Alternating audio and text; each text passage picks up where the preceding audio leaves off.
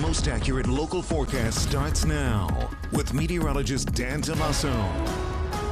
Welcome back. We talked about this all morning long, that we would see showers first arriving over western areas like Franklin County and then exit the quickest in those same areas. And so Franklin County has actually dried out quite nicely on the backside of this front moving on by. How about Lancaster? Still a little bit of moisture hanging around eastern Dauphin County into Lebanon, Lancaster, but at least the showers now have cleared, so we're starting out that drying out process in general. Here is the cold front that moved through. It doesn't look all that impressive now. It did fall apart after it moved across the mid-state. In general, we didn't see much in the way of thunder, not even really a ton of downpour activity, just enough to keep things damp.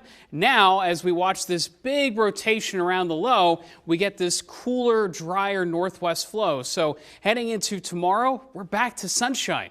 It's that quick of a transition, and we see the winds already picking up on the backside of the front, about 10 to 15 miles per hour out of the northwest. That will continue, and here are some of the rainfall totals. Surprisingly, Mercersburg did get about 1/3 of an inch. Elliotsburg just below that number. Most of the results coming in our rain gauges are less than 1/10 of an inch of rain, so just a few hundredths of an inch for many of us. Some places lucky enough to get about 1/10. And we do need that rainfall because we're talking about a yearly departure approaching 4 inches. So that is a 4-inch deficit we're working on. Highs today near 77, and there was a little bit of humidity in the air too. So tonight, not as cold. I wouldn't be surprised if some places don't drop out of the mid-50s tonight. Heading into tomorrow, that will only help propel the warmth. We're going for 80 degrees tomorrow with all this sunshine, even though the air is coming mostly from the west. It's mild, it's nice, and notice how big this area of high pressure is.